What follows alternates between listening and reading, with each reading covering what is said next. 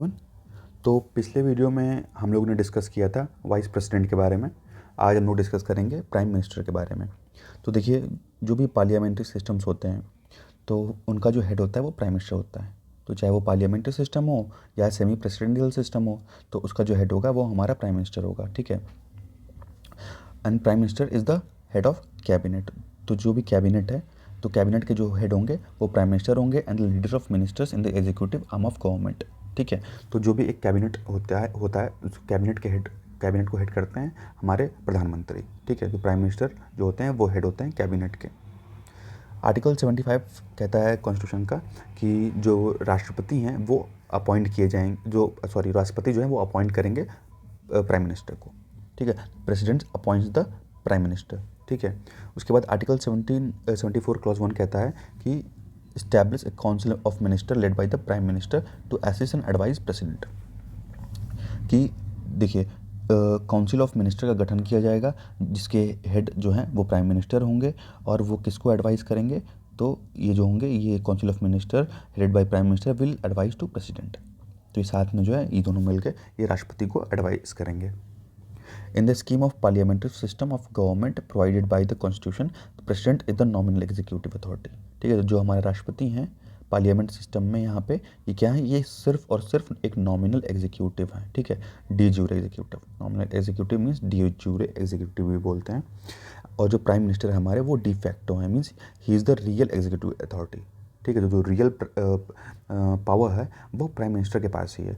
तो मान लीजिएगा कोई भी सारे काम जो होते हैं वो राष्ट्रपति के नाम पे ही होते हैं, लेकिन करता कौन है, तो करते हैं प्राइम मिनिस्टर, ठीक है, जो कि कैबिनेट के हेड हैं।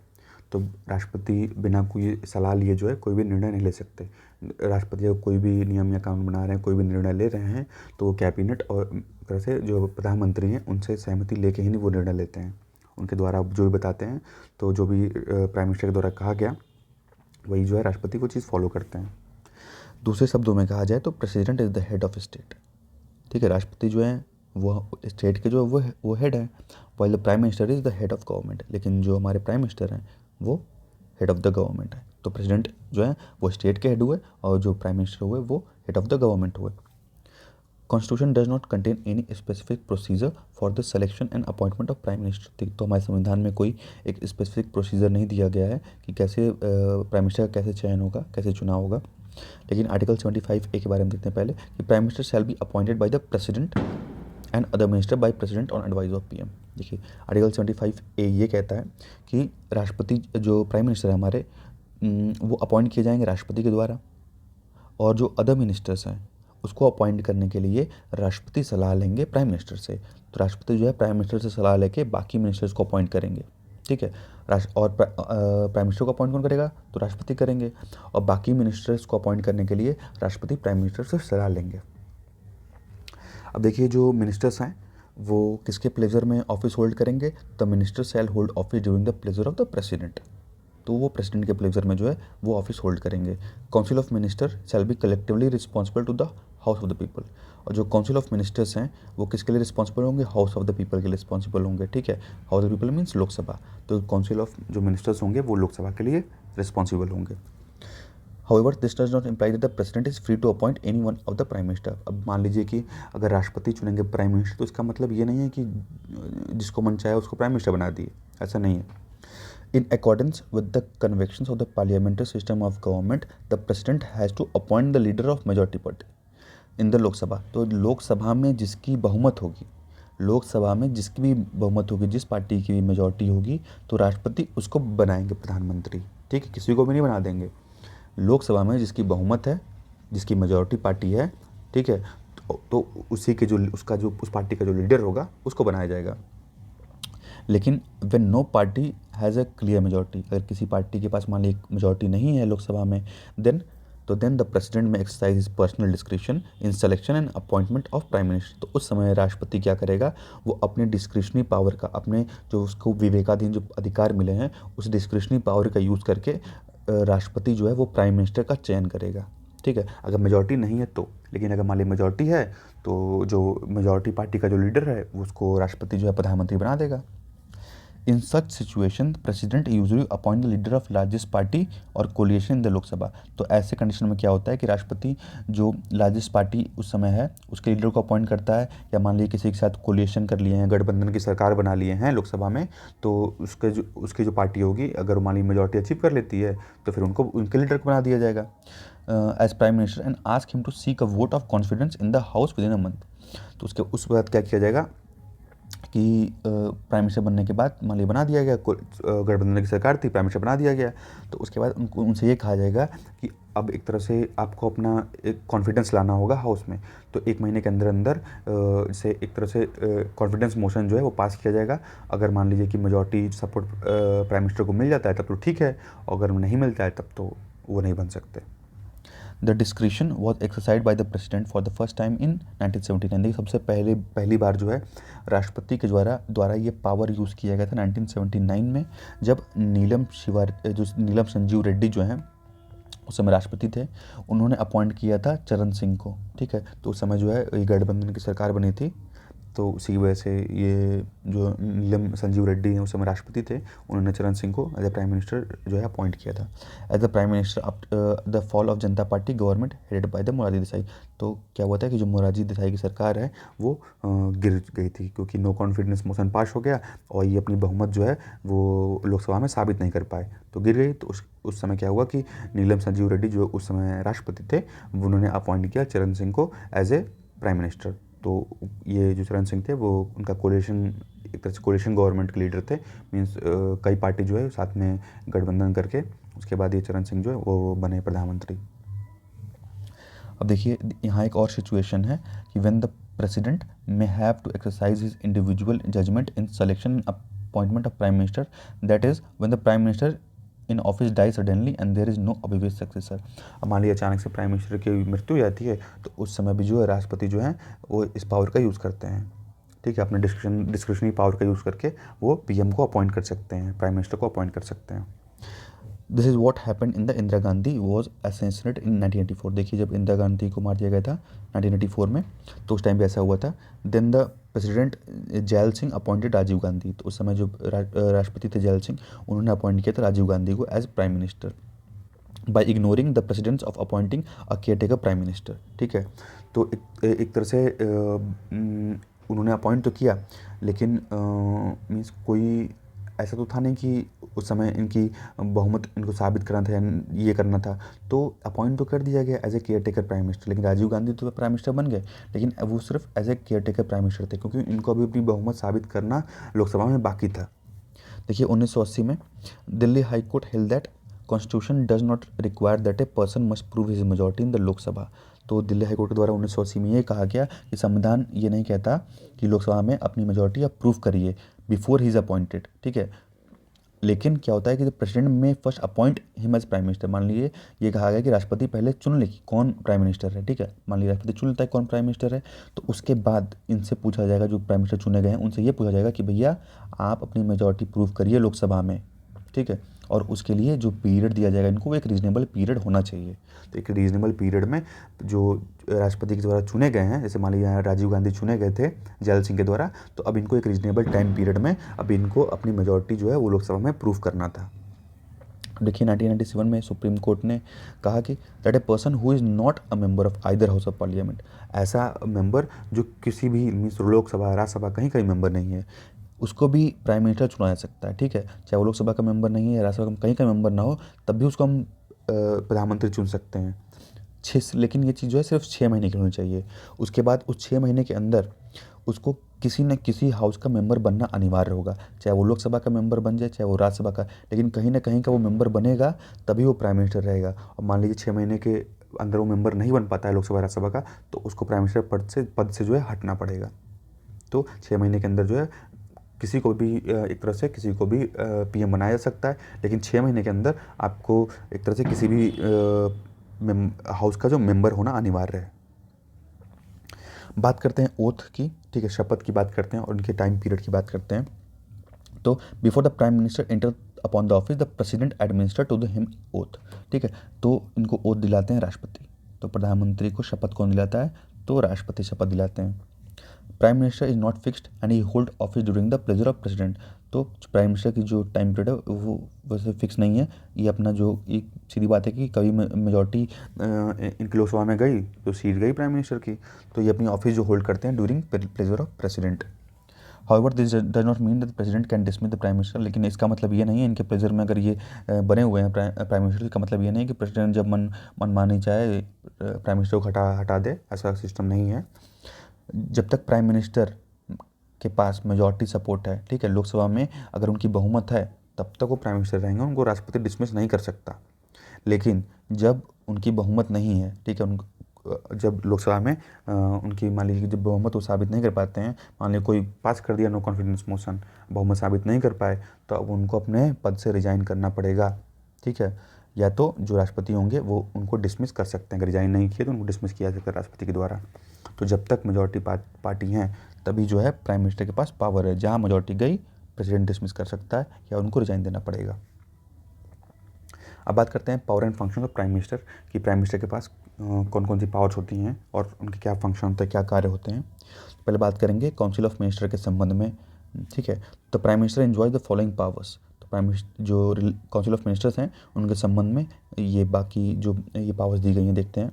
पहला है कि he recommends person who can be appointed as minister. तो प्राइम मिनिस्टर रिकमेंड करते हैं कि भैया इनको जो एज ए मिनिस्टर अपॉइंट किया जाए, ठीक है। तो रिकमेंड करते हैं किसको, प्रेसिडेंट को। तो प्रेसिडेंट जो है उसके बाद मिनिस्टर अपॉइंट करेंगे। The president can appoint only those person as minister who are recommended by the prime minister. और राष्ट्रपति सिर्फ उन्हीं लोग को एज ए मिनिस्टर अपॉइंट करेंगे जिनको प्राइम मिनिस्टर ने रिकमेंड किया है, ठीक है। ऐसे किसी को नहीं कर सकते अपने मन से। जिसको पीएम कहेंगे कि भैया यही नेता यही जो है मिनिस्टर हमारा बनेगा, तो उसी को प्रेसिडेंट जो है वो मिनिस्टर बनाएंगे। He or she allocate the reshuffles various portfolios among the minister. उसके अलावा जो है वो जो वेरियस पोर्टफोलियोज वगैरह हैं वो एलोकेट करते हैं, रीशफल वगैरह करते हैं, इधर का उधर करते हैं। He or she can ask a minister to resign, और किसी भी मिनिस्टर जो है कह सकते हैं कि भैया तुम रिजाइन दे दो, और advise the president to dismiss him in a cause of difference of opinion. तो मान लीजिए कि अपने पार्टी से अलग मत देता है वो, मान लीजिए अपने पार्टी के खिलाफ ही वोट कर दिया, तो प्रधानमंत्री कह सकते हैं प्राइम मिनिस्टर को भैया इसको हटाओ, डिसमिस करो, तो ये कहा जा सकता है, ये भी पावर इनके पास। He or she presides over the meeting of the council of minister and influences it decisions. तो जब भी काउंसिल ऑफ मिनिस्टर जो है, जो मंत्रिपरिषद, जब मंत्रिपरिषद की मीटिंग होगी, काउंसिल ऑफ मिनिस्टर जब मिलेंगे तो वो मीटिंग जो है प्रिसाइड की जाएगी पीएम के द्वारा, प्राइम मिनिस्टर के द्वारा। He or she guides direct control coordination and activity of all minister. तो जो भी मिनिस्टर वगैरह हैं उनके सारी एक्टिविटीज़ को ये गाइड करेंगे, डायरेक्ट करेंगे, कंट्रोल करेंगे और कोऑर्डिनेट करेंगे। ये सब काम जो है ये सब इनका है, पावर जो है प्राइम मिनिस्टर के पास है। He or she can bring about the collapse of the council of minister by resigning from the office। अब मान लीजिए अगर अपने प्राइम मिनिस्टर ने पद से इस्तीफा दे दिए, तब तो ले भैया गिरी सरकार, तब काउंसिल ऑफ मिनिस्टर का कोलैप्स कर जाएंगे, ख़त्म कहानी। अब बात करते हैं प्रेसिडेंट के संबंध में। तो प्रेसिडेंट के प्राइम मिनिस्टर को देखिए प्रेसिडेंट के संबंध में भी कई पावर दी गई हैं, जैसे he or she is the principal channel of communication between the president and council of minister. तो प्राइम मिनिस्टर जो है वो मेन चैनल है राष्ट्रपति और जो मंत्रिपरिषद है दोनों के बीच में एक कम्युनिकेशन के लिए। अब देखिए ये प्राइम मिनिस्टर की ड्यूटी क्या क्या है, तो to communicate to the president all decision of the council of minister relating to the administration of the affairs of the union and proposal of legislation. तो देखिए जो भी डिसीजंस हैं काउंसिल ऑफ मिनिस्टर के, मीन्स मंत्रिपरिषद के जो भी डिसीजंस होंगे वो जो है कम्युनिकेट करने का काम जो है वो हमारे प्रेसिडेंट करेंगे।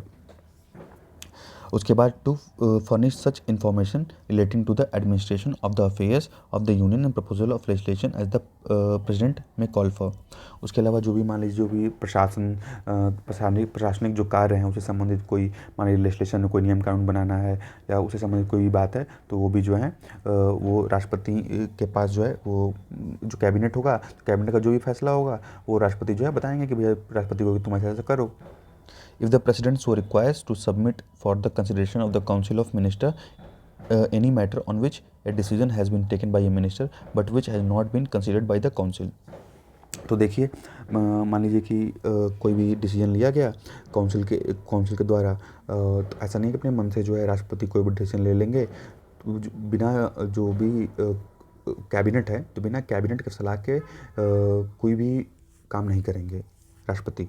और भाई कैबिनेट का हेड कौन, तो कैबिनेट का हेड तो प्राइम मिनिस्टर हैं, तो बिना उनके परमिशन के वो कोई भी कार्य नहीं करेंगे, अपने मनमानी से जो है कोई भी ऐसा नहीं कोई लॉ वगैरह पास कर सकते हैं। ठीक है। तो if the president so requires to submit for the consideration of council of minister in any matter on which a decision has been taken by a minister but which has not been considered by the council. अब देखिए he or she advise the president with regard to appointment. अब देखिए कई जैसे important पद हैं जिसके appointment के लिए राष्ट्रपति को एडवाइस कौन करता है, तो प्राइम मिनिस्टर एडवाइस करते हैं। जैसे जैसे कि जो अटॉर्नी जनरल का जो पद है तो उसके लिए भी सलाह देते हैं प्रेसिडेंट की, भैया इनको अपॉइंट कर, अरे सॉरी, प्राइम मिनिस्टर कहते हैं राष्ट्रपति से कि इनको अपॉइंट किया जाए अटॉर्नी ऑफ जनरल। या जैसे कैग अपॉइंट करने की बात हो गई, controller and auditor general of India. उसके बाद जो यूपीएससी के चेयरमैन होते हैं, यूपीएससी के जो मेंबर्स होते हैं, जो भी इलेक्शन कमिश्नर्स होते हैं, ठीक है। उसके अलावा जो चेयरमैन होते हैं फाइनेंस कमीशन के या फाइनेंस कमीशन के मेंबर्स। तो ऐसे अपॉइंटमेंट में जो है वो राष्ट्रपति जो है वो सलाह लेगा। मीन्स राष्ट्रपति सलाह क्या लेगा, वो कहना मानेगा प्राइम मिनिस्टर का, मीन्स कैबिनेट की सलाह पे ही वो काम करेगा, वो चुनेगा, ऐसे मन से किसी को नहीं चुन सकता। पार्लियामेंट के संबंध में देखते हैं तो prime minister is the leader of lower house. तो प्राइम मिनिस्टर जो हैं वो लीडर होते हैं लोअर हाउस के, लोकसभा के। And thus he or she enjoy the following powers. तो देखिए क्या कह सकती हैं इनके पास। तो he advise the president with regard to summoning and programming the sessions of the parliament. तो मान लीजिए किसी को सम्मन करना है तो ये प्रेसिडेंट को एडवाइस कर सकते हैं, या सेशन को जो है भंग करना है तो उस समय भी ये एडवाइस कर सकते हैं। He can recommend the dissolution of Lok Sabha. तो लोकसभा को डिजॉल्व करने के लिए जो है ये रिकमेंड कर सकते हैं प्रेसिडेंट को, कि कह सकते हैं प्रेसिडेंट को कि भैया आप जो है लोकसभा को डिजॉल्व कर दीजिए, तो राष्ट्रपति लोकसभा को डिजॉल्व कर देंगे। He announces government policies on the floor of the house. उसके अलावा जो गवर्नमेंट पॉलिसी कोई अनाउंसमेंट वगैरह है वो ये कर सकते हैं आराम से। अदर पावर्स देखते हैं तो ही or she is the chairman of NITI Aayog. NITI Aayog जैसे पीएम जो हैं हमारे मोदी जी, वो नीति आयोग का चेयरमैन है। नीति आयोग का नाम पहले प्लानिंग कमीशन था तो पता ही होगा। उसके अलावा नेशनल इंटीग्रेशन काउंसिल के चेयरमैन होते हैं, और इंटर स्टेट काउंसिल जो होता है उसके चेयरमैन है। नेशनल वाटर रिसोर्स काउंसिल और जो भी कुछ ऐसी बॉडीज होती हैं तो उनके चेयरमैन जो है वो प्राइम मिनिस्टर ही होते हैं। उसके अलावा एक मुख्य भूमिका ये निभाते हैं, जो भी फॉरेन पॉलिसी है हमारे कंट्री की उसको एक शेप करने के लिए उसमें एक अहम भूमिका जो है ये प्ले करते हैं। उसके अलावा जो केंद्र सरकार है उसके जो मुख्य स्पोक्समैन है, जैसे मन की बात करते हैं ना मोदी जी, तो वैसे ही। उसके अलावा ही is the crisis manager in chief at the political level during emergency. देखिए इमरजेंसी के समय में जो है एक तरह से क्राइसिस मैनेजर इन चीफ होते हैं, तो मुख्य एक तरह से जो मेन हेड है वो। As a leader of the nation he meets various section of people in different states and receives memorandum for them for regarding their problems and so on. तो भाई लोगों की समस्याएं सुनना, उनको हल करना। He is the leader of the party in power and the political head of the services. तो देखिए जो भी पार्टी पावर में है उसके लीडर हैं, और जो भी जो भी सर्विसेज हैं उसके क्या हैं, वो पॉलिटिकल हेड हैं। अब बात करते हैं कि प्राइम मिनिस्टर के पावर की लिमिटेशन की। तो पहला है वोट ऑन नो कॉन्फिडेंस। तो under parliamentary system of government the prime minister is not performing to the satisfaction of the members of parliament and not meeting the aspiration for which he was put there. तो मान लीजिए कि क्या होता है कि जो भी सांसद के मेंबर्स हैं अगर उनको ऐसा लगता है कि ये जो है मीन्स सही तरीके से काम नहीं कर रहे हैं, या लोगों की बात नहीं सुन रहे हैं, या अपना मनमानी किए जा रहे हैं, तो उस समय जो है नो कॉन्फिडेंस मोशन जो है वो पास किया जा सकता है पार्लियामेंट में, ठीक है। और ऐसे सिचुएशन में क्या होगा कि प्राइम मिनिस्टर को जो है अगर वो अपनी एक तरह से नो कॉन्फिडेंस मोशन अगर पास हो जाता है, इनके खिलाफ़ ज़्यादा लोग वोट कर देते हैं, तो फिर इनको अपने पद से इस्तीफा देना पड़ेगा, रिज़ाइन करना पड़ेगा। The fear of being pushed out of power serves as limitation to his powers. तो अब यही डर जो है नो कॉन्फिडेंस मोशन भैया कहीं ना पास हो जाए, इसलिए सबको साथ में लेके चलो, मिला कर लेके चलो। तो इसी डर की वजह से एक तरह से कहा जाता है कि इनका पावर यहाँ लिमिट किया जा रहा है, कि अब इनको कहीं ना कहीं डर रहेगा ना कि अगर हम लोगों की बात नहीं सुनेंगे, सबके सहमति के साथ काम नहीं करेंगे, तो नो कॉन्फिडेंस मोशन पास करके हमको भगा देंगे सब, ठीक है। पहला लिमिटेशन ये हो गया। दूसरा है toeing the party line. The party to which the prime minister belongs has an ideology and policies. देखिए कोई प्राइम मिनिस्टर कोई भी हो, उनकी पार्टी का एक फंडा होता है, एक आइडियोलॉजी होती है, ठीक है। एक मैनिफेस्टो होता है जो भी इलेक्शन में जारी करते हैं कि हम ये करेंगे, 5 साल में हम ये बदलाव ला देंगे, हम ये कर देंगे। तो उनका मैनिफेस्टो होता है, उनका हर पार्टी की आइडियोलॉजी होती है, सोच होती है, उनके द्वारा पॉलिसी लाई जाती है, मैनिफेस्टो अपना जारी करते हैं चुनाव के पहले कि हम ये करेंगे, ये वादे करते हैं, तो ठीक है। तो ये पार्टी का होता है। They would like to implement, जो भी अपना चुनाव के बाद जो कहते हैं हम जीत जाएंगे तो हम इसको इम्प्लीमेंट करेंगे, अपना मैनिफेस्टो जारी करते हैं ना। The prime minister can therefore not act outside the policy that the party profess. तो अब देखिए जो भी पार्टी उनकी कहती है कि भैया ये यही पॉलिसी होगी, मान लीजिए कि 10 पॉइंट का मैनिफेस्टो था, पार्टी कही कि नहीं इसमें से 5 ही पॉइंट हम लोग फुलफिल करेंगे, तो उनको मानना पड़ेगा वो चीज़। और मान लीजिए कि कोई मेंबर है, वो आके कोई वोटिंग हुआ किसी चीज़ को लेकर के और पार्टी का सहमति नहीं दिखाया, वो पार्टी के खिलाफ वोट कर दिया, तो अगर प्राइम मिनिस्टर को चाहेंगे तो उसको पार्टी से निकाल सकते हैं, कहेंगे राष्ट्रपति को भैया इसको बाहर करो, ये हमारे पार्टी के खिलाफ वोट दे रहा है, ये भी सिस्टम है। Advice from the head of state. From time to time the head of state may advice the prime minister. तो टाइम टू टाइम जो है हेड ऑफ स्टेट कौन है, तो हेड ऑफ स्टेट हमारे प्रेसिडेंट है, तो ये जो है एडवाइस कर सकते हैं प्राइम मिनिस्टर को on issue or other. He or she may draw the attention to the prime minister to certain particular issues confronting the country. तो कुछ इशू के संबंध में, मान लीजिए कोई इशू है उसके संबंध में उनका ध्यान आकर्षित करने का काम राष्ट्रपति कर सकते हैं, प्राइम मिनिस्टर कर सकते हैं कि भैया देखिए इन समस्याओं पर थोड़ा ध्यान दीजिए, ऐसे ऐसे करना है। In that sense head of state सबसे limitation to the prime minister. तो कहीं कहीं एक तरह से छोटा मोटा लिमिटेशन भी यहाँ माना जा सकता है। बात करते हैं पब्लिक ओपिनियन की, तो prime minister could be influence by the public, और पब्लिक के द्वारा भी इन्फ्लुएंस किया सकते हैं, जैसे कि जिसमें happen when he leads the introduction of a policy that the public think is inimical to their interest.